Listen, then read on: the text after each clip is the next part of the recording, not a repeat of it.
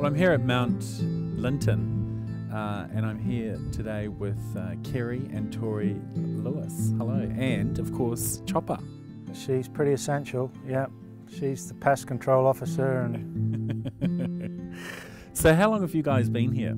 we've been here since 2004, so coming up 11 years. So you actually grew up in Wales, and as a very young man, well, almost a child really, 15 years old, you came to New Zealand. How did that come about? I was pretty naughty at school and pretty much told to go to New Zealand for a year and work on a farm and grow up. And You couldn't get further away than New Zealand. no, banished to the colonies. So how much stock do you run here? We're about 110,000 stock units. Sheep to cattle ratio is currently about 35-65 in favour of sheep.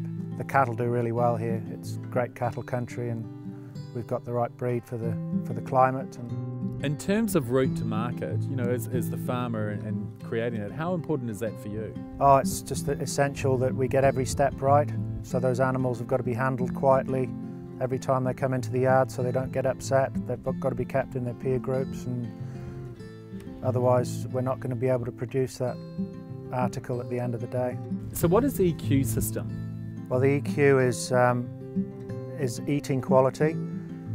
So what Silver Fern Farms are trying to do is they're trying to give the consumer a guaranteed eating experience every single time they buy that product, so that they know there's a brand around it, they're prepared to pay a bit more for it, and because they know that every time they buy that piece of meat it's going to have a fantastic eating quality. So Tori, what are we going to be cooking today? Right, well we've got the Silver Fern Farms roast beef, which is a fantastic product. It looks a beautiful cut of meat, Yeah, doesn't it? yeah, That doesn't it? really does Yeah. look sensational. So I see you've taken the meat out of the fridge, and that's called blooming. Why do we actually need to do that? Well, it's really important. It brings the colour back to the meat, and also the protein in the meat relaxes, and it means that when you cook it, it cooks more evenly, Oh, so you okay. get a better. They're such convenient packs, and I see EQ here, you know, in a master grade of A. What is that? You know, do you think that's really important for the consumer? Well, yeah, it is, because it lets them know that it's a quality product and it's going to be of a similar standard every time. Now tell me, what recipe are we cooking today? Right, well it's a really simple recipe. So we are going to be roasting the beef. We're going to quickly sear it in the frying pan, and then we will cook it in the oven for 20 to 25 minutes, depending on whether you want it medium rare or a bit more cooked. And we are going to make a cranberry glaze, and then I think we'll do some roast potatoes and steamed vegetables to go with it. Sounds perfect for these cold winter Yeah, nights. that's right. Yeah, and nice and quick. Should we get cooking? Yeah, let's do it. Great. The first thing to do, it's important to remove the roast from the fridge, allow it to bloom, to come to room temperature, like as we've talked about. Preheat the oven to 200 degrees Celsius, and then we rub the roast with oil and salt and pepper, and then we will sear it in the frying pan. And then once we've browned it on all sides, we'll then put it in the hot oven for 20 to 25 minutes, depending on how you like your meat cooked. Yeah, this looks great. Looks lovely and lean. So now I'm just going to put it on the plate, cover it with foil, and put a tea towel on top, and it's important to let it rest. It needs to have roughly half the cooking time, so in this case we will give it 10 minutes, and it should be perfect. While the roast is resting, we will quickly make our cranberry glaze.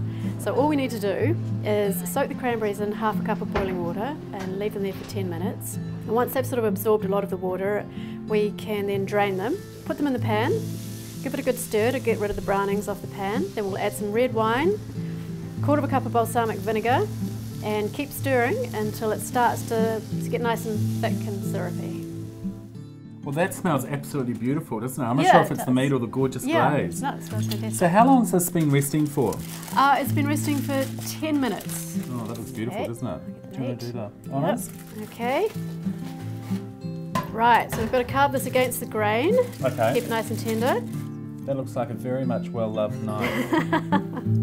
Yep, good farm touch to it. That's great. I'll put it Okay. there, and then do you want to put the glaze on? Yep, sure. Fantastic. And the glaze, it's reduced down really well, hasn't it? Yep, it has, and it's a lovely sort of tangy flavour. It really goes well with the beef. Okay. I think we should try it, don't you? Right. Right, let's try this bit. That's good, isn't it? Yeah. I might have to just go on there. That's very good meat, isn't it? It's Yeah, really it's lovely with the cranberry. But look, it's been so nice getting to meet you and Kerry. Oh, it's been a pleasure. We've enjoyed ourselves. Yeah. It's been a great day. And a nice simple recipe. Yeah, yeah. Which hopefully, everyone will be able to try. I'm sure they will. Yeah. That's why we came to Silver Fern Farms, because we felt we had a superior product. They've got a fantastic concept with the beef EQ system, and we wanted to be a part of that, I guess. There are plenty of branded, Angus branded products out there, but the beef EQ is by far and away the best in terms of, you can guarantee that that product's going to be fantastic every time you buy it.